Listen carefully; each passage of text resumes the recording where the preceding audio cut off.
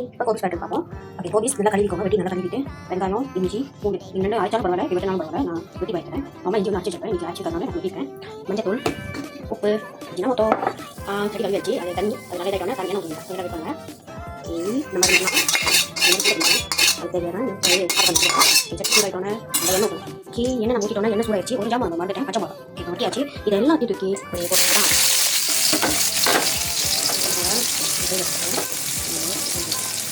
Okay, அங்கே பண்ணால் வந்து ஒன்று ஓகே இது வந்து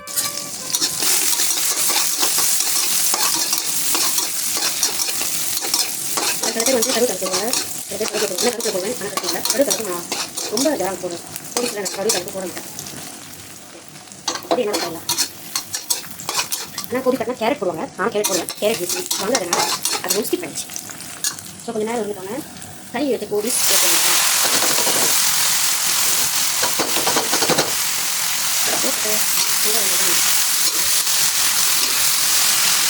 அப்போ தான் இந்த எண்ணெய் முழுதெல்லாம் மேலே வரும். ஸோ அடியிலேருந்து கொண்டு மேலே கொட்டக்கூடாது. அடியிலேருந்து எடுத்து போடணும்.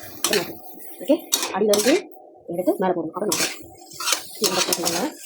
ஓகே இப்படியே எடுத்து போட்டோன்னே ஓகே கொஞ்சம் நேரம் இல்லை. இப்படியே எடுத்து போட்டோன்னே நான் இதிலே நான் வந்து மறுபடியும் போட்டுருவேன். இண்டிக்கிட்டே போட்டேன். இண்டிக்கு போட்டுருக்காங்க. கொஞ்சமாக போட்டுருக்காங்க. அப்புறம் கொஞ்சமாக அதிகமாக ஆஸ் யூஸ்வல் உப்பு நான் எப்பவுமே கையில் தான் போட்டுருவேன். எனக்கு கம்மி வராது. ஓகே, இது போட்டோன்னே சில வைக்கணும். அரிசி பண்ணாலுமே நான் எதில் வைக்கணும் அதை தான் நான் எடுப்பேன். அதனால் நிறைய இருக்குது. அது போஸ்ட் பண்ணிட்டோன்னே அப்படி நம்ம போட்டு வச்சுருக்கேன். நினைக்கிறேன் இவ்வளோ தான்.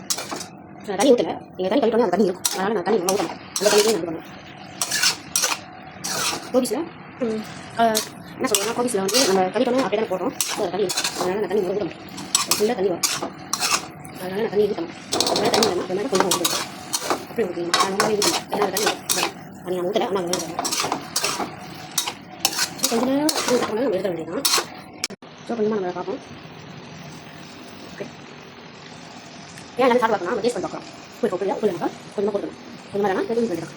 இதுக்கு கிண்ட வேண்டியதான். ஏன்னா ஒரு பழம் இருக்கும். நான் அதை தெரியல. ஒரு ரெண்டு மூணு சொல்லுவாங்க. உப்பு அதை சாப்பிட்டு போட்டு போட்டு சொல்லுவாங்க. அது இதே எழுபது ஒன்று வந்து ஏன்னா உப்பு இருந்தால் தான் சாப்பிட முடியும். உப்பு நம்ம உப்பு அறிவியல் இருக்கா சாப்பிட்றதுக்கு எல்லாமே யோசிப்பாங்க தான்.